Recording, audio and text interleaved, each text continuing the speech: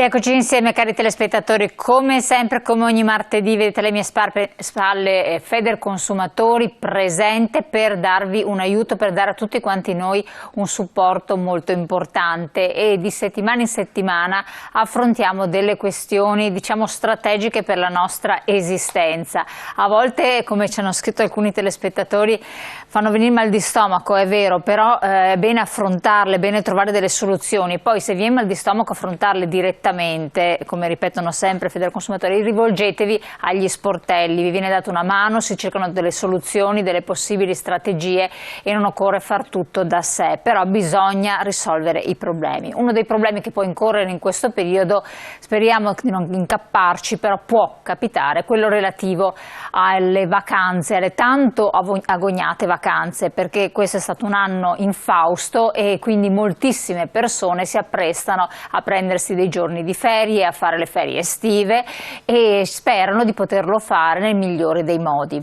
Purtroppo capitano delle questioni che possono rovinare l'intera vacanza, posticiparla, ritardarla, creare degli inconvenienti. E allora, con i nostri super esperti, vi ripresento subito Giovanna Capuzzo, ben ritornata qui con noi, Presidente Federconsumatori del Veneto, grazie di essere qui. Grazie a voi, buongiorno. Qui virtualmente collegata, l'avremo la prossima volta in studio, e l'avvocato Diego Niero, membro della consulta giuridica regionale di Federconsumatori. Ben arrivato anche a lei, avvocato. Buongiorno a tutti, grazie. Vediamo di capire quali sono le problematiche che già adesso si presentano, è vero Presidente?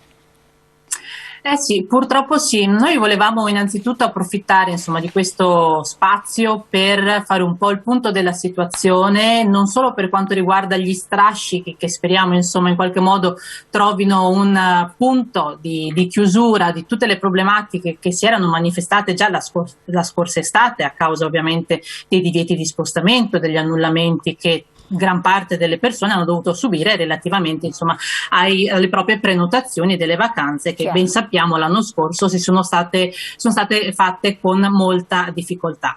E volevamo un attimo appunto chiarire la questione, perché purtroppo abbiamo ben saputo che proprio a seguito, insomma, della situazione emergenziale, la situazione dei consumatori viaggiatori è stata un po' confusa e, diciamo, in qualche modo resa ancora più difficoltosa dalle varie, insomma, iniziative e provvedimenti di natura legislativa governativa che si sono susseguiti nell'arco del tempo.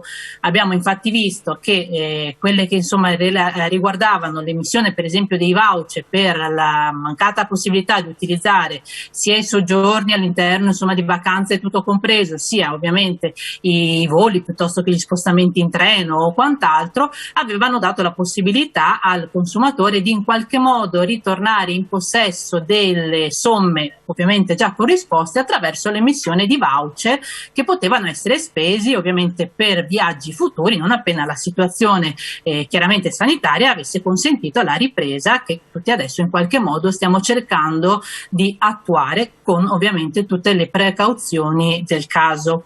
Parlavo appunto di difficoltà perché appunto i diversi provvedimenti hanno di volta in volta slittato la possibilità di utilizzo, ovvero di avere il risarcimento monetario delle somme che erano ovviamente in questione, ovvero quelle relative all'acquisto del volo aereo, che è stato uno dei casi principalmente dibattuti e oggetto ovviamente di molte richieste, piuttosto che relativi a viaggi tutto compreso acquistati attraverso i tour operator. Quindi allora la interrompo un attimo, così scandiamo bene le varie fasi, perché sono questioni molto importanti e vanno comprese bene. Chiedo anche alla regia se mette in onda già la prima slide che fa comprendere ai nostri telespettatori di che cosa stiamo parlando, diritti dei viaggiatori ai tempi del Covid. Questioni aeree, ce ne sono parecchie perché le compagnie hanno, ecco qua, i rimborsi appunto come lei diceva in balia dei decreti emergenziali. Lasciamo questa pagina perché così si capisce quali sono stati i decreti emergenziali e come si è intervenuto, però purtroppo le compagnie si sono comportate un po' arbitrariamente, vero? Sì, purtroppo sì, motivo per il quale ci sono state anche parecchie segnalazioni che sono state rivolte chiaramente alle autorità competenti, per le quali insomma si stava segnalando e si è segnalato ovviamente l'attivazione di pratiche che noi consideravamo pratiche commerciali scorrette, ovvero l'impossibilità da parte del consumatore e viaggiatore di venire in possesso di quelli che erano inizialmente le possibilità di rimborso in termini monetari piuttosto che il ricevimento di questi voucher, oltre a purtroppo la riscontrata difficoltà che stiamo in qualche modo evidenziando anche adesso di avere un rapporto con il servizio clienti delle diverse compagnie aeree. Questo è un grosso problema però, perché la prima cosa bisogna fare un reclamo. Eh sì, come suggeriamo sempre, ovviamente il primo passo per potersi tutelare è quello di reclamare quanto prima relativamente all'evento che è accaduto, che in questo caso può essere o l'annullamento del volo piuttosto che la posticipazione o un caso di negato imbarco, il prima possibile. Chiaramente ci sono dei termini ed ora il mio collaboratore, il mio preziosissimo avvocato Niero vi darà ovviamente delle illustrazioni e dei dettagli maggiori, però comunque, come diciamo sempre, la prima cosa è non assolutamente accantonare nessuna problematica che si riscontra, ma contestarla in maniera ovviamente più tempestiva possibile e secondo i canali che chiaramente vengono indicati dalla stessa compagnia, che in questo caso diventa la nostra controparte. Chiaro. Avvocato, allora la Presidente ha citato diversi decreti emergenziali che sono intervenuti, quindi si è creata anche nel consumatore e nel cittadino un po' di confusione. Abbiamo quello dell'aprile 2020, luglio 2020 il famoso decreto rilancio, giugno 2021 decreto sostegni. Che cosa è cambiato tra uno e l'altro e allo stato attuale, più che altro quello che conta, che cosa resta in vigore? Ecco, allora, chiaramente la cosa che è cambiata, il dato che è cambiato di più è il termine di validità del voucher. Quello che i vari decreti hanno in qualche modo cambiato nel corso del tempo è stata la proroga del termine per usufruire del voucher, consentendo al consumatore inizialmente con il Cura Italia di ricevere l'emissione da parte del vettore o dell'organizzatore di viaggio di un voucher della durata di 12 mesi dall'emissione. Successivamente, con il decreto rilanci di luglio, come si vedeva bene nella slide, il termine è stato prorogato a 18, per termine di validità del voucher, è stato prorogato a 18 mesi. Mentre per quel che riguarda l'ultimo intervento, il decreto sostegni, qui di marzo, poi convertito in legge a maggio 2021, e quindi lo stato dell'arte attuale è che il voucher emesso dal vettore o dall'organizzatore può essere usufruito dal consumatore nel termine di 24 mesi dall'emissione. Andiamo sulla slide precedente, chiedo alla regia che così si può vedere appunto il decreto sostegni 2021, quella precedente, quella ancora precedente, eccolo qua, e vediamo appunto sulla destra 24 mesi, questo è l'aspetto fondamentale da ricordarsi. Esattamente, quindi il dato fondamentale è che oggi il consumatore può utilizzare il voucher che sia stato emesso dal vettore piuttosto che dall'organizzatore del viaggio in un termine di 24 mesi decorrenti dall'emissione del voucher. L'aspetto importante, tuttavia, da sottolineare è che laddove il consumatore non usufruisca di questo voucher nel termine di 24 mesi, sottolineando che anche e automaticamente tutti i voucher emessi inizialmente per 12 o 18 mesi hanno esteso la loro durata ai 24 mesi, indipendentemente quindi da quello che il vettore o l'organizzatore possano in qualche modo dire al consumatore. Ecco, laddove il consumatore nei 24 mesi non utilizzi il voucher, ha diritto ad ottenere il rimborso in denaro della prestazione che già aveva eseguito, solitamente la caparra, che già aveva dato al vettore o all'organizzatore. Con la precisazione, con la piccolissima precisazione che per quel che riguarda i voucher emessi in riferimento a contratti di trasporto, che siano trasporto aereo, che sia trasporto ferroviario, che sia trasporto marittimo, come già era evidenziato nel decreto rilancio del luglio del 2020, il rimborso è consentito già a partire dalla scadenza dei 12 mesi dall'emissione del voucher. Quindi, in altre parole, il consumatore che non utilizzi il voucher entro 14 giorni dalla scadenza ha la possibilità di chiederne il rimborso e quindi di chiedere l'equivalente in denaro del valore del voucher che gli è stato emesso. Perfetto. Chiedo alla regia di mettere in onda il messaggio che è arrivato poc'anzi, così può rispondere direttamente avvocato o alla Presidente a seconda. Qui dice, stanno parlando di Delta Plus, la variante, di nuove zone rosse eccetera, ma se ad agosto fossimo rossi e non posso andarci, devo aspettare l'estate prossima per usufruire del voucher? Ma io voglio il rimborso o mi permettono di andarci? Ecco, se posso, potremmo dire a questo telespettatore che solo in una prima fase di attivazione di questo strumento, diciamo, eccezionale che è stato il voucher, era previsto che il consumatore non dovesse o non potesse in qualche modo rifiutare il voucher, perché era, fermo restando il diritto a rimborso in caso di non utilizzazione, era diciamo una facoltà del vettore o dell'organizzatore quella di riconoscere e quindi di emettere il voucher in luogo del rimborso in denaro.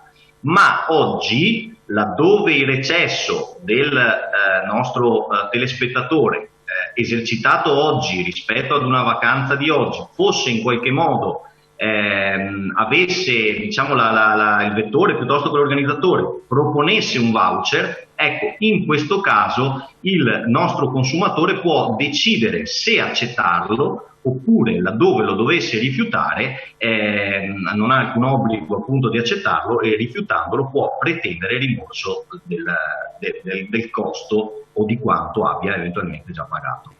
Perfetto, sempre relativamente a questo c'è un altro messaggio ancora che sta arrivando. Allora, beati chi può permettersi di andare in vacanza. Vabbè, questa effettivamente stiamo parlando di cose sì, che alcuni non si possono permettere. C'è una slide che parla di pacchetti turistici e questo è un altro aspetto, avvocato. Innanzitutto cosa vuol dire pacchetto turistico e che differenze ci sono rispetto ai voucher di cui stiamo parlando?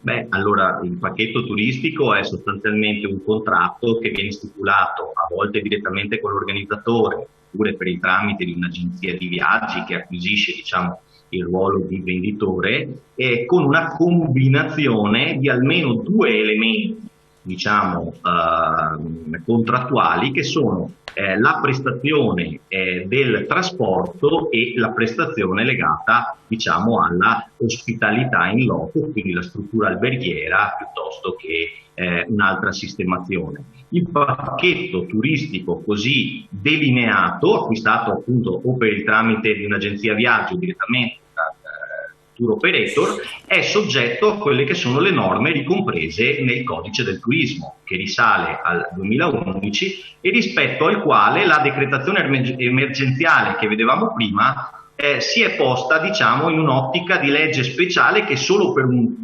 periodo, diciamo, ha in qualche modo prevalso rispetto alle tutele fornite dal codice del turismo. Per cui, nella speranza che oggi si ritorni, per chi può chiaramente, a viaggiare e si ritorni a fare vacanza, rimangono del tutto inalterate le tutele fornite in caso di inadempimenti collegati ai pacchetti turistici, le tutele fornite dal codice del turismo. Chiaro. E qui vediamo una serie di articoli e ecco, forse, se vogliamo, la tutela maggiore è quella che consente al consumatore viaggiatore in ogni momento, conformemente alle regole della buona fede, di contestare il più possibile tempestivamente qualsiasi difetto di conformità esistente tra quanto lui ha acquistato e quanto invece effettivamente poi ritrova in loco, e con la possibilità data all'organizzatore di diciamo sistemare il difetto di conformità in tempi anche dati dal consumatore, ma laddove ciò non avvenisse permangono immutati i diritti del consumatore ad avere il diritto, anche nei casi più estremi, di risolvere immediatamente il contratto, di conseguire quantomeno una riduzione del prezzo. fermo in ogni caso il diritto al risarcimento del danno, tra cui chiaramente prima per costruzione giurisprudenziale, poi dal 2011 per espressa previsione di legge, il danno da vacanza rovinata, che è un danno spesso lamentato dai nostri associati, proprio perché ci sono inadempimenti che, pur non dovendo essere di scarsa importanza, comunque pregiudicano in modo grave la fruizione di un periodo assolutamente destinato allo svago e al riposo come quello delle vacanze. Relativamente... E quindi sì, determina un diritto risarcitorio importante a favore del consumatore. Allora, dopo è arrivato un messaggio relativamente al bonus vacanze che non c'entra con di cui stiamo parlando, dopo magari rispondiamo anche al bonus vacanze.